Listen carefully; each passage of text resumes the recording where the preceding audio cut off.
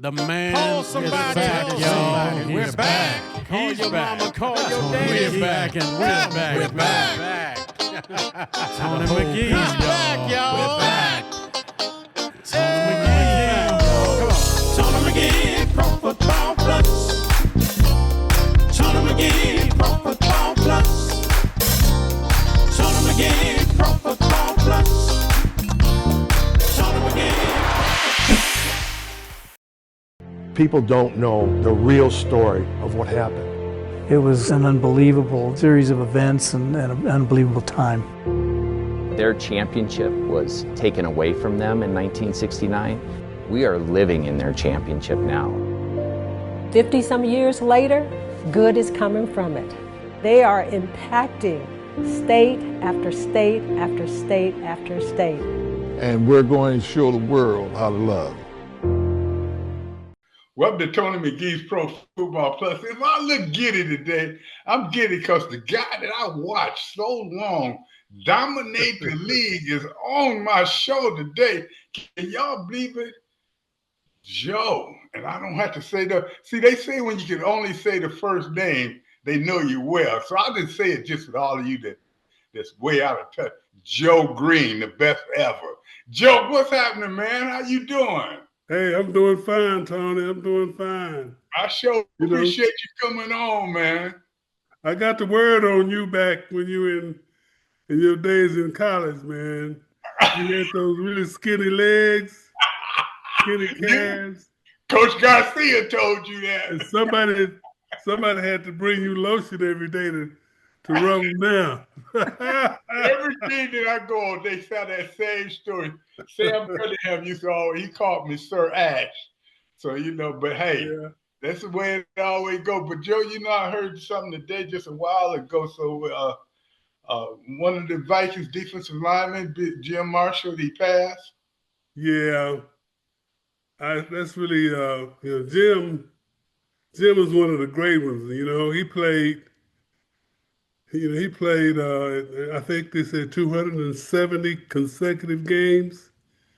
And he started on that purple people eater with Alan Page and Carl Eller. And I can't remember the other guy, the tackle that played. I know who you're talking about. I can't call his name right now. But you're right on the subject I want to be on. You look at Jim Marshall, look at yourself, look at other players, and you look at the league right now. You saw the draft in the last few weeks, and you just look at the different players. They're bringing in these defensive linemen. Now, Joe, I saw you work. I saw when you was a rookie how you took the ball and threw it up in the stands when they were doing wrong. They giving these guys $25 million a year and all that, and they're really not producing the way our guys produce. Now, am I just an old man saying that? You talk to me. Well, Tony, I think the game has changed a little bit. When we played, we were playing 100% football. Today, I don't know how much of it is football, but so much of it is entertainment. They want to get their name out there, and doing these dances, and which is, that's not making plays. Exactly. It's just doing for the people in the stands and the TV.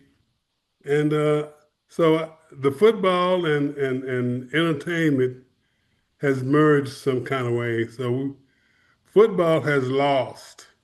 Yes. Because it's nothing better than when you're watching sports, whether it's football, basketball, golf, or tennis, to see the participants make plays, do something that makes you say, wow, did you see that? Mm-hmm. Well, I can't whoop-de-doo over some dance or a guy making a tackle 15 yards down the field and he's the first one out of the doggone pile. And then he pointing at himself. But you got man. You got to. Yeah. Why don't y'all like entertainment? Why don't y'all like entertainment? Hey, they got movies for that. What you say? Yeah, they got movies for that. They can go on stage in New York and do that. it's hard on guys like me and you, Tony, that want to watch some serious football. Real football. Hey, I had my most fun out there when I had to deal with the Oakland Raiders. They got the running game, they got the passing game, and they got those big old guys up front. You got to show up. Hey, you can't be out there dancing with those guys. Well, when we played games like that, I always bought all of them flowers and asked them how their families were doing. Yeah. They had a tendency to do that. You always pick your game. Now, when I was whooping somebody, I'll be right back, man. Hey, sure, Tony. But I'll be curious with Mike Tomlin. He's been a coach, I think, for 16 or 17 years, and then he's been a winning coach. Always goes to the playoffs. What do you think about that longevity with him and the Steelers? Because a lot of people were trying to run him out of town. But, with that organization, you played with them for years. How do you see that organization when you played and now with Mike Tomlin as the head coach that's been there for a while? Mike is trying to carry on what was started in the early 70s. And he says, and he talks to his group about the standard. The standard is the standard. And those are very meaningful things.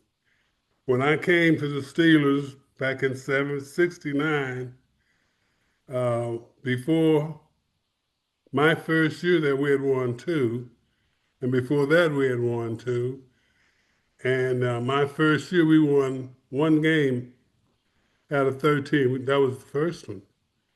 And we were called SOS, same old Steelers. Rooney U, everything but pro football. And when I came into the league, we were referred to as the armpit of pro football. My first meeting with the team, I had held out for, I guess, 2 weeks. And when I came into the meeting room in training camp, and Chuck Noll, our head coach, it was in his first year, he said to the group, I want you guys to meet our #1 draft choice, Joe Greene. And I stood up and I said, "Hi, fellas." The voice cracked. I know what you Everybody started laughing at me. And Chuck said in that same meeting, our goal is to win the Super Bowl. And there were some laughter in the back. And I want you to know that he found the guy that was laughing, the #1 guy. He wasn't there much longer. Yeah. And what Chuck was talking about, he wasn't talking about that specifically season. He said, our goal is to win the Super Bowl. That was our goal every year. Every year. But when we get there, we'll get there. And, we bought into that. Hey, he told us we weren't very good. I came in 69, same time L.C. Greenwood did. We partnered together. Ernie Holmes came in 72. Dwight White came in 71. And we really started to jail a little bit in 73. We got Bradshaw in 1970. We got Hammer in 71. Jack Ham, number 59. And we have got a guy from North Texas. They call him, his name was Shank. We call him Shank the Flank. A flanker. And he preceded Lynn Swan and Stallworth. But we started to build a football team. And let me tell you, each year, 72, we got Franco. This is Franco Harris. Yes, we did. We got Franco, and things started to change Sure did. But as coach was collecting that football team, we had to deal with the Oakland Raiders. And the Oakland Raiders would just dog us out early on. And one game in particular, and it was a game that we played against the Raiders in '73, I think, in Oakland, and they beat us again. And I never would forget the group of guys that were sitting on that plane, on the back of the plane, talking about the Raiders and what they did to us and what we were going to do the next time we played them. Unfortunately, we played in the first month. I think it was the third game of the regular season the next year in Pittsburgh, and they beat us 17-0. Now, what I'm alluding to is that as we were collecting players, football players, Chuck never changed. We had one change in the defensive line as coaches. And that was because one of our guys passed away, defensive line coach. And he kept the same people. Let me say this. In 13 years of playing the defensive line, had Chuck Noll as the head coach and 2 defensive line coaches. So all of us, I didn't say anything about '74. Lynn Swan, John Stallworth, Jack Lambert, Donnie Shell. I'm forgetting somebody. But we were collecting a football team. And we went through all of these trials and tribulations together. And what the point is that we all experienced it. Wasn't any new faces in the group that had to relive what we had previously lived during the prior season. The team was built through hard times, difficult times. And once we felt the joy of winning, it was going to be hard to take it away from us. Because it wasn't about shaking your butt. It wasn't about looking at me. It was about us. And that was the joy. That was the joy of playing a sport, a game with people that had like ideas about how to get it done. Winning. You listen to Joe right now, Donna, and you get an analogy. Excuse me, he got me choked up, Joe. You get an analogy of how the players felt at that time. And that's what you do not see right now. Everybody is paid for potential. I mean, were you a little bit surprised when the Commanders got rid of 3 out of 4 number 1 draft choices, 2 out of 4 number 1 draft choices, and it turned out to be the right move? I mean, I thought at the time, I said, whenever you can get number 1 draft choices at defensive line and get some pretty good players, you keep them for years. And Donna, you heard what Joe just said. He was looking at how it was. I look at, you know what, we used to do something, and you're correct that coaching and having the same consistent coach. The coach that recruited me to the University of Wyoming, Fritz Shermer, and being my coach in New England. And he put together a defense that he called the Tony defense. And he let me roam around and do what I want. And that year now, Joe, we was always chasing. What would make us so mad, he and this guy named Hank Buehler would make us go in there and watch y'all film. Yep. Hey, Donna, we'd have to watch their film. Michigan State guy. Oh, man. But you know what? One thing about it, we led the sack 2 out of 3 years during that course. A lot of us would have been probably in a lot of a better position for history, but Joe Greene them had it all. And I tell you what, when you have that, Joe, and I'm just listening to you right now and listening to the how you can tell that the football is in your heart, not in your pocket. And that's what's wrong right now. All of you guys, they want to get the big money, they want to go out, and they end up with 2 or 3 sacks a year and think they've had a great year. We couldn't stand for that. Every time, and I'm gonna tell you what, Don, I know you got some questions for us, but we talking like we got to catch up right quick. I know y'all's talking like y'all on the sofa, got to catch up for years and everything. And Tony, I can't believe they named something after you.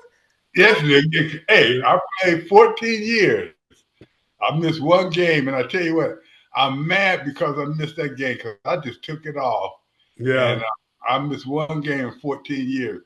It That's was special. a lot of pride in these players. Joe, I can probably tell you the same thing. I bet over his course, he didn't miss many games. None of us. We played because one thing we always knew, if you let the other guy get some film, you may lose your job. That's true. That's true. You got any questions for Joe? Joe, I got one No, more I question. definitely do because he hit the core because he said that team changed when they got one person, one year, Franco Harris. And people look at the NFL as far as the teams that were in the Super Bowl, the playoffs last year, as far as up in Philadelphia, you look at some of the other running backs that were key, and you talked about Franco Harris. When you're building your team and people try to get away from the running game and they try to be finesse, it's a passing game, is what everybody is calling us.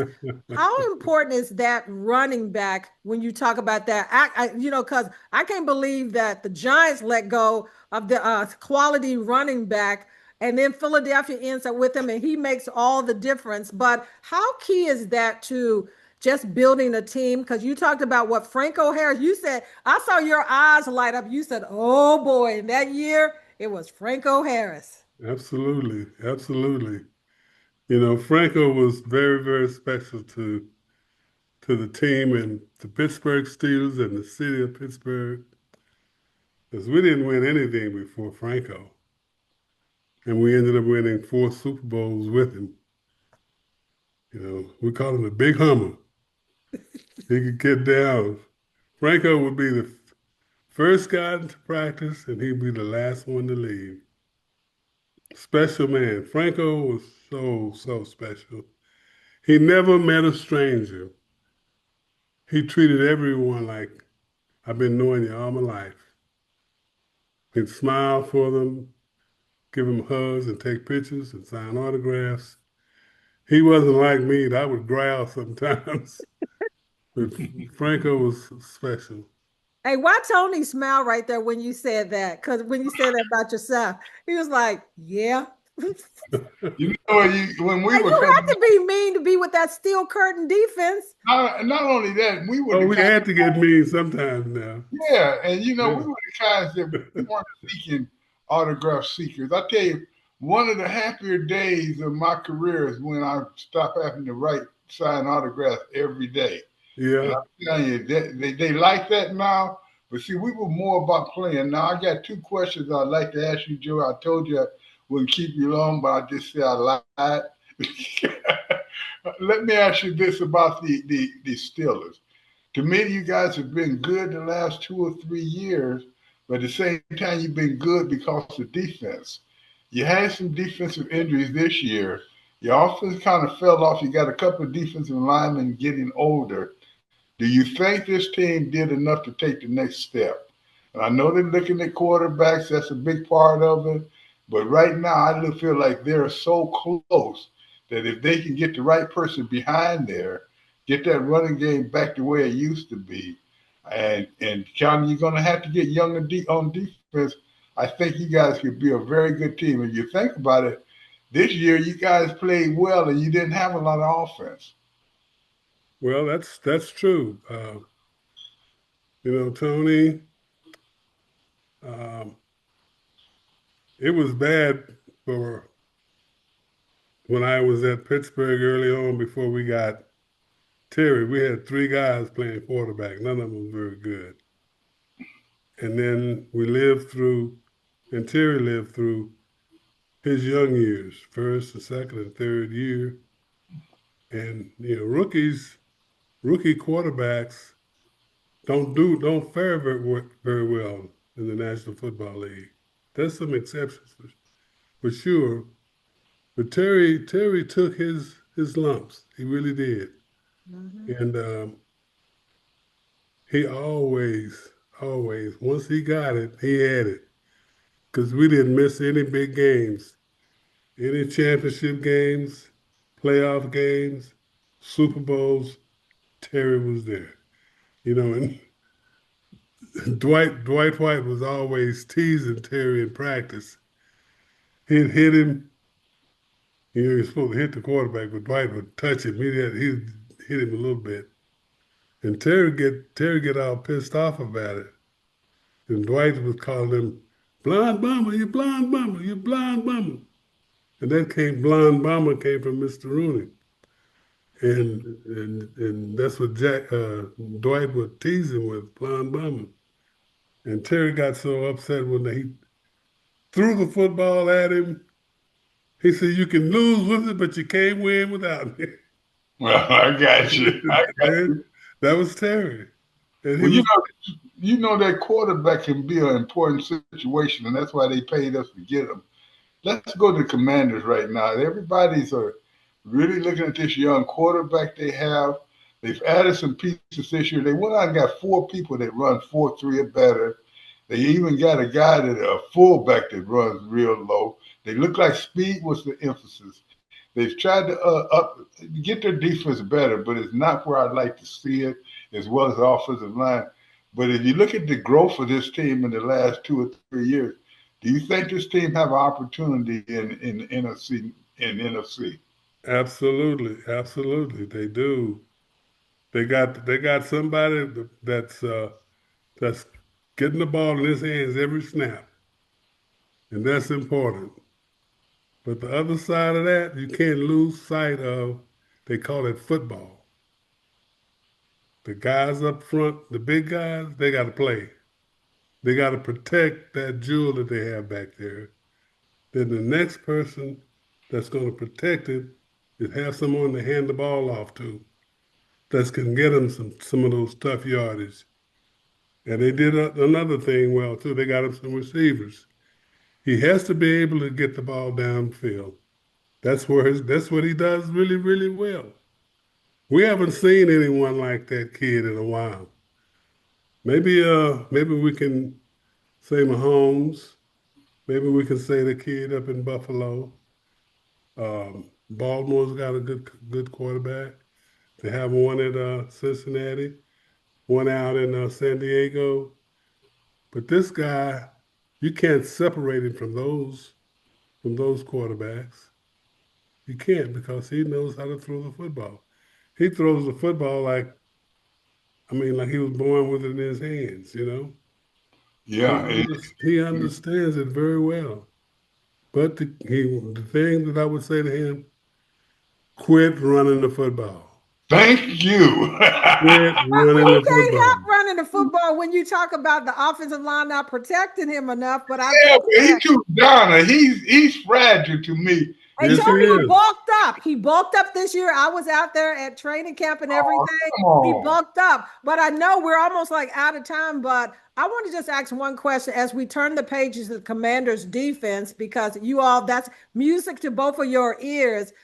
Could you talk a little bit just about what you see with the Commanders' defense? Because when you bring in a Bobby Wagner, you re-sign him back, a Frankie Louvu, Deron Payne, and then they got some other guys on that defensive line that they brought in. How do you see the Commanders' defense, both of you all, before Tony has to tell you to come back again? Because you got so much knowledge up there. That's what I'm holding on to him for. I'm Joe, we didn't get a chance to finish, my man. He my man then, So you got to come back. That's a very good question, because I think that defense up towards the end of last year you would notice that in the fourth quarter, third quarters, they were getting tired. They didn't have the playmakers. But then a lot of these young guys like Lulu and a lot of these guys, they have shown that they can make the plays. So now they have to coordinate as a defense and make it happen and put all the parts together. And this could be a pretty good team. Yes, it can be. You've seen great defenses, and I know you being soft. I'm going to just be straight up. You meant more to that team than when Franco came in, okay? We weren't afraid of Franco like we were of you, and I played defense. Wait a minute. When you got other defensive players afraid for their offense, then that's when you know. That's why they made that commercial. Right. My first game in the league was against against the Steelers, and I remember Abe Gibber was my coach. And we were in Chicago. Yeah, in Chicago. And they were warming up and stuff, and me and this guy named Dave Hell, he said, "Come over here, McGee and Hell. You see that good team out there?" Yeah. He said, "The band will play against it before you will." And he meant it. I only got the special teams. So yeah. I tell you what, but Joe, as we ask you that question, and we thank you for your time with us, I would like to call you later as the year go on and get another sense of where you are at this time. But tell me what you think of Commanders overall. Dangerous, lucky, or both? Well, to win games in the National Football League, you have to be good, but you also have to be lucky. The football guys will not smile on you if you don't play well. If you go out and you try to cheat the game, the ball is going to bounce the other way on you. So if you do the right things at the right time, when the ball hits the ground, it's going to bounce your way. And you got a quarterback. You have an offensive line lacking. I thought was the left tackle. I think it was him. Could be calling him wrong, but yeah, he can play guard or tackle. Yeah, you have to protect the quarterback, and the wide receivers just can't be running down the field trying to get free. They got to block too. In the run game, they have to block. That's something that Swan and Stahl did. They blocked downfield in the running game. So it's a team. It's a team. And when you play as a team, that's going to give you your best options to win, playing as a team. And the Commanders, they have some ingredients there to make up a good football team. They can't get carried away throwing the football all the time, because that's what the guy can do. But you got to play the game. There you go. Got to play the game. That's running and passing. There you go. Fans, you heard it from one of the best. That was me talking. Fans don't listen to him. No, you heard it from one of the best, and a guy that I admire, and I met many years ago. And you know what is good about, just like they said on Tombstone, I can call him friend. And I hope, Joe, we can get back and talk to you later. Thank you for the information. Donna, we're going to go forward now because we got a little Black 14 news to go over.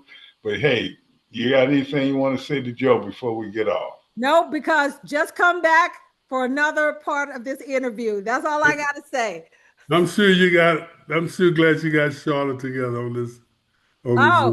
I got so many questions to ask you all, because you all, it's like legacy. So you definitely have to, so we got to wrap this up. So Tony says, we don't say goodbye. We just got to go to a commercial break. Hey, it's Michelle Van Allen from Van Allen Real Estate. Listen, let me help you with whatever your real estate needs are, whether it's that commercial deal that you've been thinking about but just aren't sure, or if you're a first-time home buyer, got some really good first-time home buyer programs that I'd like to discuss with you. Or if you're looking to sell your property, let's discuss it. Let's make sure that you are poised in the right position that will benefit you most. I look forward to hearing from you. You can reach out to me at vanallenrealestate.com, ALLEN, realestate.com, or simply pick up the phone and give me a call, 202-642-9116, so we can discuss your real estate needs today. Well, we told you we had another exciting segment for this show, the Black 14. And what we wanted to do is bring in one of the guys, the originals that was there. Brought in Guillermo Highsaw. Met him when I was first out there. It was 5 of us out there. After I ran him out of town, it was only 4. But, each week we're going to bring something on about the Wyoming. But we're going to bring the good, not just the bad. I want to welcome Guillermo Highsaw to the show. Guillermo, you've been here before. You're very familiar with the show. You've done a lot of things that I want to hit while we have these few minutes to talk to you. But welcome to the show. And Guillermo, tell me, how did the Black 14 and the incident change your life? It was a defining moment in terms of why I went to college and then what happened while I was there. Totally unexpected, and has been pivotal in terms of the direction that I took, which was on a football trajectory, and ended up in industry and in corporate America as a result. So that totally changed my mindset, my education, because when I was at Wyoming, I was an engineering student. They said I was spending too much time studying. And so you wasn't studying and you running after them girls. I was out there too. And then you try to act like you was an angel. We none of us were. Right. But guess what? She was accompanying me to the library. So that was the key. But right. Guillermo, you mentioned the Lexus, and I remember that you were one of the major individuals. And what I've had during the course of this year is a lot of people ask me, where is the Black 14? What did they do? I told them we had one John Griffin in the airline industry. We had Mel Hamilton, who became the governor of a town. We had you. We had a lot of other people that, despite what happened, there was a lot of success. And I think you should say that, because you have helped me with this show personally with sponsorship of Lexus. And tell me just real quickly, what happened with the Lexus thing? How did it come about? Was that Waterman, who was our attorney, that got you involved? Because that seemed to be the biggest point to change the direction of what you were doing in life. Well, what happened was when I went to Michigan to live with Attorney Waterman, he actually adopted me, and so that I wouldn't have to pay out-of-state tuition. So he became my legal guardian. So I actually lived over the law library during the evenings, and of course was at Oakland University, which was Rochester, Michigan, which was Michigan State's honors college. They didn't have any athletic teams at that time. And fortunately, the president of the university at that time was also the CEO and chairman of Pontiac Motor Division. And his name was Pete Estes. And I had an opportunity to make a presentation to the board in this field of study that I was in. And they offered me a position in the evenings working at Pontiac. And during the day, I was in class. So that started the whole thing. And I had several positions. I moved all the way up to corporate manager with them. And then at one point decided that there was a greater opportunity for me when they came up with what they call Project 21. They were reducing 21% of their headcount. And I took advantage of that program to come west. My wife then, my first wife died of cancer when I was at Wyoming. So she passed, and then I remarried later. And we wanted to move to the West Coast. And so we had heard that Porsche Cars North America was going to hire me as a regional director. And they said that Toyota was starting a luxury car division. Hadn't been named yet. They hadn't populated it. But anyway, I got an opportunity to get on the ground floor and got the initial interview. And I was one of the first 10 that they selected to name, launch, and roll Lexus out worldwide. So I had an opportunity to live in Japan for 6 months and Nippon Denso, the land and its people, and understand the culture and the language. And just as they were doing in reverse when they came to the States, they would have English studies in the evenings and on weekends. And in my case, as an executive, they wanted all the executives to be bilingual. But we had to literally live in Japan. So I rolled out Lexus, part of the naming team, and rolled it out in Australia and Europe, in the Americas, both North and South, as well as in Mexico. And then the last place we rolled it out was in Japan, believe it or not. And now it's a legacy. So at that time, we only had two products, an ES and an LS. And I was had a lot of firsts there. I was first marketing manager, first national advertising, first sales, then got promoted to vice president, and I was over both divisions of Lexus and Toyota because of my background at General Motors, which I had moved up through the ranks on the regional level and had every position from parts and service to distribution, business management. And having had advanced degrees in finance and economics, it was very helpful. And also, my advanced MBA was in strategic planning. I had an opportunity to study under Peter Drucker. And Peter Drucker at that time was a Marie Rankin scholar who served as an advisor to three sitting presidents of the United States. And so he became the chair on my doctoral while I was still working at Toyota, and then Lexus. In the evenings, I would go to classes, and the rest is history. So I had a lot of firsts there, and I was very pleased. One of the major milestones for me was sponsoring your program.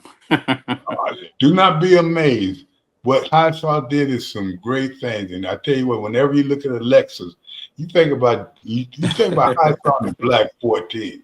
But the one thing that we looked at, that's what we have tried to do as the Black 14. The last 2 or 3 years, we've given out 1.5 million tons of food. We've gone around with schools. We've got hot spots. We've done everything we could. We want to leave a legacy, and we want these individuals to know we didn't just go to school to play football. We went to school to be successful. And there's other people. I mean, as you said, John Grissom was a major player in the United Airlines. You look at a man as a mayor. We even down to the physical part of it. Ted Williams, one of my roommates, at this age of his life, he is still one of the top bowlers in America. So when you take a look at the Black 14, not just look at it, what happened or what did not happen, you have to look at what has occurred. And when you start at that, you start thinking about where did they come from? How did they get past it? Because Guillermo can tell you, and I know you guys got questions for him, but that was part of the tough times of our life. We were threatened. We were put out of school. We were lied to, and we did everything. But if you look at the group, look at the people, look at them all that have come back. They have shown that they were more than football players. That is what I am more proud of than anything. Yeah. I like to jump in and basically ask you, as far as Tony has always talked about what he's proud of moving forward, but what do you look at going through what you went through and moving forward? What are some key things that got you past this in moving forward beyond just everything that you all are doing now with the Black 14? Well, that's an interesting question that doesn't have a simple answer. There's a number of things that have happened in life, along your journey that both on the academic side and then also in the real world that impact your perspective and your mindset relative to, the direction and the trajectory that you might have been on and that you find yourself in currently. I had the pleasure of, working with Jay Berry. He came to Michigan the same time I was an executive with General Motors, and he had a sports program, which I sponsored that as well.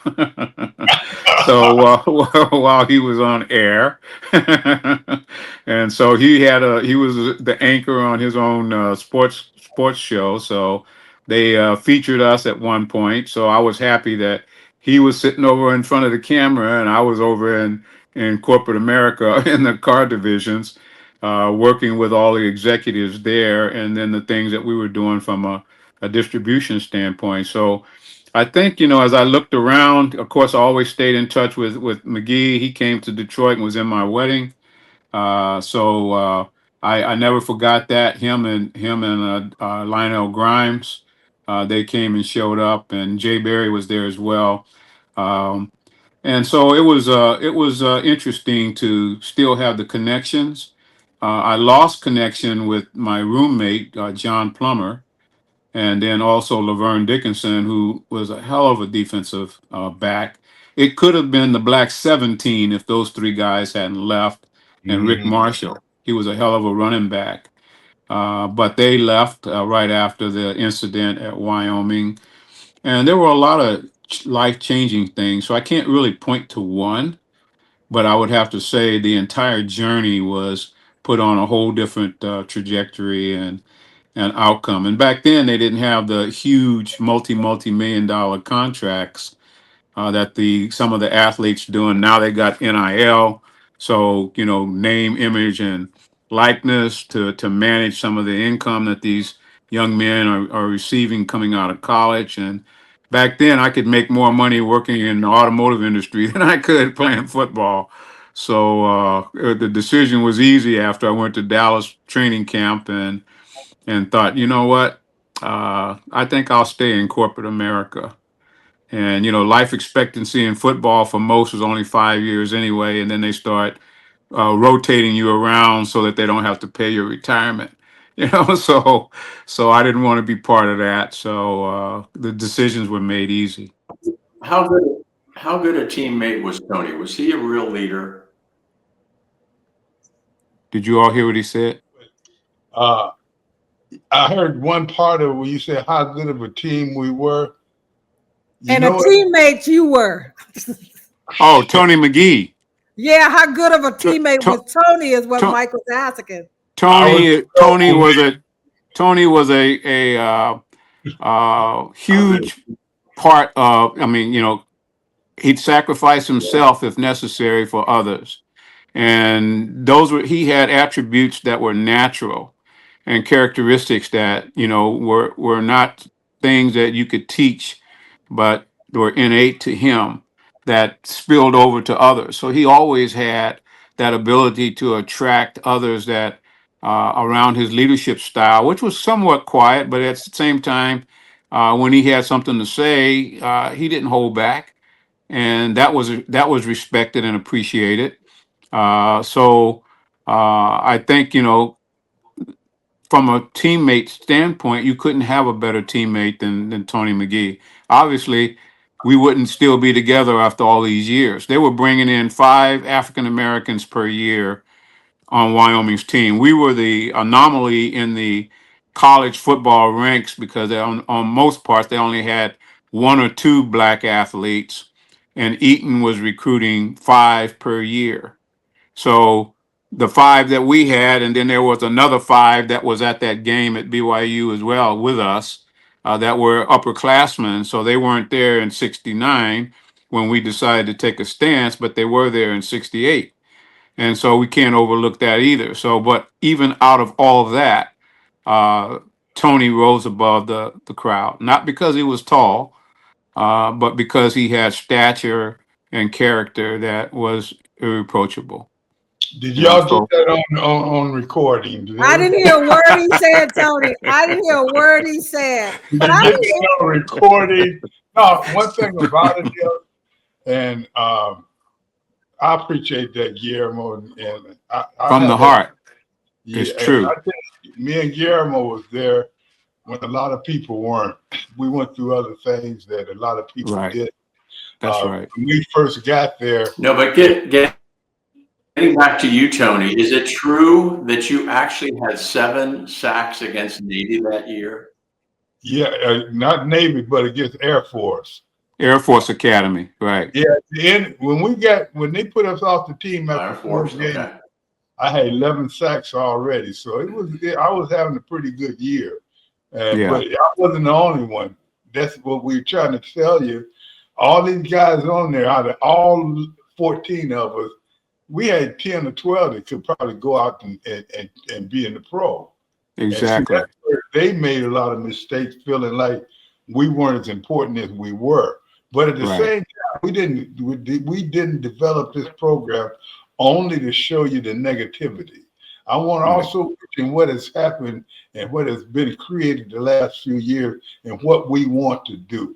I'd like to see us, when you see the Black 14, I'd like to see homes where we can help individuals with special needs. I'd like to see different homes for older people. I'd like for this to grow into something where the legacy of the Black 14 football players is forgotten, but more or less what they did for the world. Mel said something on one of our shows, and it'll be on this one. We're going to teach the world how to love. And that's what I think is important. And we've been blessed to be able to be here for a long time. You guys have been involved with me. Guillermo has been very outspoken and very good at what he's done. And I tell you what, I can mention that about a lot of other players, not just because they're the Black 14, because the one thing Wyoming got that they didn't know they had was character. And they had characters in the players. I do, Tony. So you all both said something that was key, that many of you all could have made it into the NFL, but it was only two of you all that made it, you, and then you made it to Dallas. What did it mean to you being that both of you all, and you can jump in too, Tony, to answer this too for you. What did it mean for both of you all to have gone through what you went through and then end up making it to the NFL? And to hear from both of you all on that, because that was huge with what both of you all went through. Well, at the apex of it for me was watching McGee, because not only was he with Washington, then called Redskins, but he also played for New England, and before that, Chicago Bears. And so when you watch as he moved through the different organizations, how each time he grew a little bit more, I was very proud of him. And the old saying is, if not me, then him, or who, but in this case, him. We weren't just the OGs, we were the OCs. We were the original Cowboys, and so, like I said, it could have been 17 of us, but 3 left and 2 of us were still standing tall. When the dust settled, Tony McGee and I were there. So when you talk about the pros is the apex in that arena. I mean, there's nothing higher. We're being developed in high school to get to college, then from college to get to the pros. Everybody is a All-American or All-Star or all this or all world. So how do you distinguish yourself? Tony said it earlier, character and who you are and what you stand for. And so our first major stance was what happened with the Black 14. And I tell you, it was, Tony coming from a civil rights background with his father, and then Eaton trying to belittle him, talking about he was in Battle Creek picking up cigarette butts, and so, to try to demoralize him. He talked about split homes and broken families because he knew I came from a welfare family. My coach in high school and him were in the Navy together. They knew each other as high school coaches before Eaton got there. So he was trying to point to me. And then before I even came to Wyoming, Dave Marion was there, who got paralyzed. He got shot by one of the other players accidentally in the dorm room, and then ultimately a few years later died. All of us had potential to not only go to the pros, but flourish in the pros. But guess what? That wasn't everybody's path. That wasn't where the universe thought that we would be able to give more and do more and be more. And Tony talked about being a philanthropist. He didn't use that word, but that's what it is, giving back. Extraordinaire, I'd have to put on his title. He's a philanthropist extraordinaire. The more you give, the more you're going to receive, because you're giving. And he never stopped, and he's still doing it. Even with this program and this show, he's still doing it. And I'm just really proud, because I'm part of him, he's part of me. Now I'm tearing up, so you guys go on if you have anything else to say. But one thing about it, that's the way we feel about each other as brothers of the Black 14. And that's what we want to spread throughout the world as we can. Right now, it's unsettled. A lot of things are going. But the one thing about it is, it just take a few of us. You know, you don't always go where the path may lead, but go where there is no path and leave a trail. And that's what we're trying to do. And I tell you what, Guillermo, you said a lot of great things, but I always want people to know when they look at Alexis, I want them to remember you. Okay? Absolutely. That's my legacy car. I'll take one out for a spin. Now, if you want somebody to take, I'll take it out for a spin for you. Well, you can do better than Yeah. that. I'll make sure you get a what they call a VSPP package, where you get the employee purchase Yes, price you guys under cost. You guys become go an out. extended relative, and automatically you save 5,000 off the top, and that's very important now that we got tariffs, right? Oh, no question. Mike, and you know, you went out to Wyoming with me. You have any other questions? Yeah, I said the week I spent with you guys in 2019 at the got University of Wyoming was one of the highlights of my life. It was such a special week for you guys, and I'm so glad I was a part of that. Now, for all of you fans that said them big old guys are sitting up there about to cry, you're right. So we're gonna let Donna have the last to say on this. But we got many more shows. We're still doing this off season is something we're trying to work with. But we got some other people lined up. We're gonna have James Brown on. We're gonna have Howie Long, which I know Donna loved that. We're gonna have I like his talents. Right. But I think what I've learned is so many people interested in this story because we never really told it, Guillermo. We tried it, but we were angry about it. Now that they're finding this out, and this is what I want you fans to know. We're not bringing this to show you social injustice. We're not bringing this to make you look at how bad the world is now. We're bringing you this so you can see that it can change. And it just takes a few people to do it. And 14 young guys that didn't know what they were really doing at the time made this a change. One thing we want you to do is come with us and help us. Look at our website. Anything you can do for us. If you can lead us to somebody else that can help us help some underprivileged people, we want to do that. We can't do it all. We can't do it none without you, but we can't do it all even with you. But we're going to do the best we can do. So one thing I want to say, Guillermo.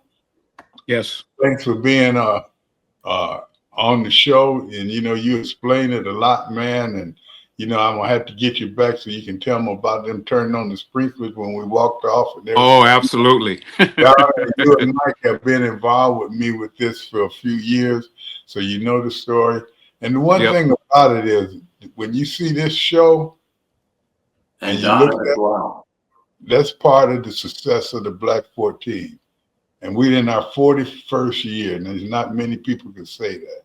So I tell you what we want to do is we want to really just see the story, and we want you to have the story. So before we get Guillermo out of here, we got about 2 or 3 minutes, Guillermo.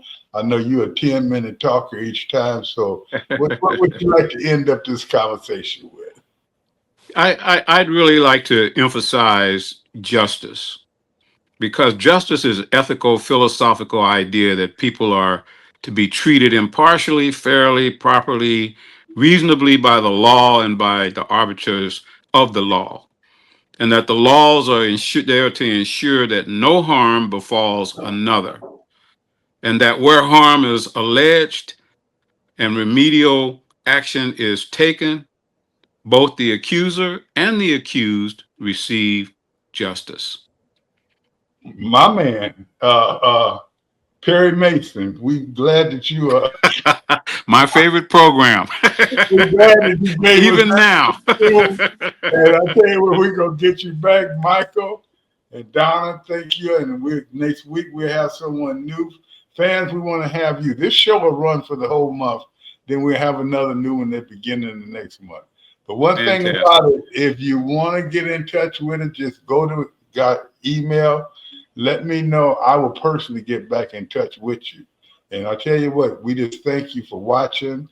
Thank you guys for coming on. And Donna, what we say? We don't say goodbye. We say in the minutes. In a minute. Right. People don't know the real story of what happened. It was an unbelievable series of events and an unbelievable time. Their championship was taken away from them in 1969. We are living in their championship now. 50-some years later, good is coming from it. They are impacting state after state after state after state. And we're going to show the world how to love. Tony McGee's Pro Football Plus Speakers Bureau offers you various opportunities to connect with former and current players along with Tony and the crew. For more information, go to redmagplus.com Speakers Bureau.